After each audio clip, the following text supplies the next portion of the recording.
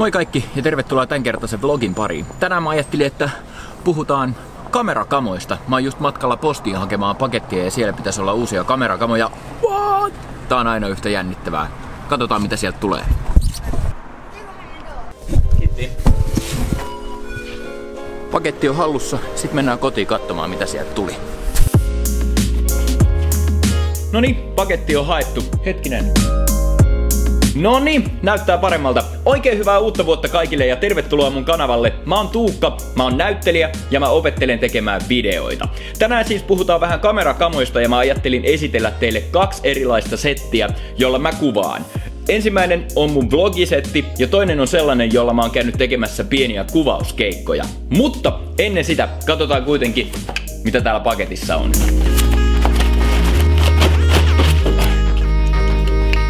Siellä on uusi baseplate mun uuteen kamerasettiin, joka me kootaan muuten tämän videon lopussa. Ensimmäiseksi mun vlogisetti. Eli tää on se, jonka kanssa mä menen tuolla pitkin maailmaa ja höpöttelen itsekseni ja ihmiset on silleen, että mitä ihmettä toi tekee. No, asiaan. Jalkana mulla on tässä...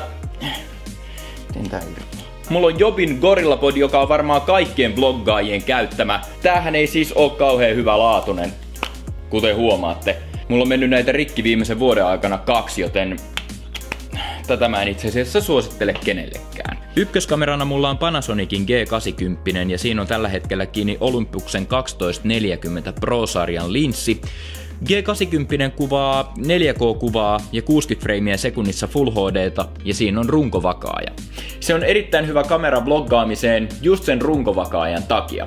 Kakkoskamerana mulla on Panasonicin G7, joka on tosta G80 edellinen malli periaatteessa ihan samoilla asetuksilla, mutta ilman runkovakaajaa. Ja linssinä mulla tässä vlogikamerassa on Panasonicin 714 millinen linssi. Tää on tosi hyvä vloggaamiseen, koska tää on tarpeeksi laaja, ei ole liian lähellä tota kuvaa, mutta sit tässä on myös sen verran sopivasti kuitenkin zoomia, että pääsee vähän intensiivisempiin tunnelmiin.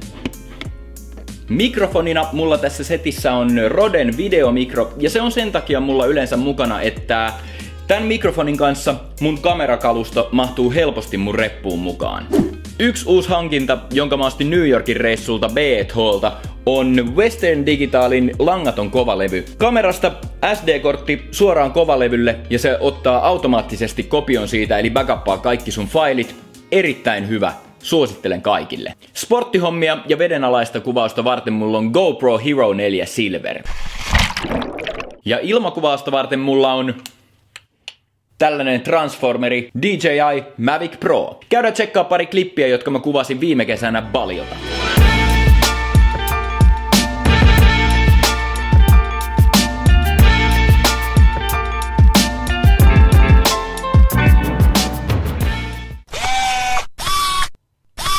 No, sitten kun lähdetään kuvauskeikalle, niin kamera laitetaan tämmöiseen Zhiyun Crane V2, jolla saadaan todella kätevästi tasapainotettua tää kamera ja todella smoothia kuvaa. Ainoa huono puoli tässä on ehkä se, että tää painaa jonkin verran, joten 2-3 tuntia kun käyttää putkeen tätä kuvauskeikalla, niin kyllä muuten tuntuu käsivarsissa.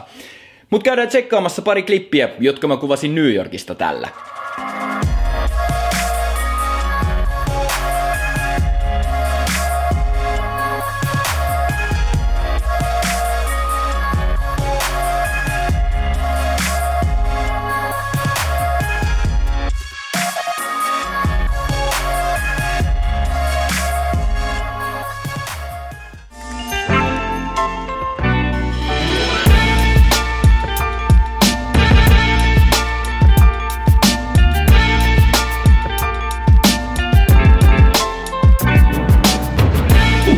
Tässä on siis mun uusi kamerasetappi.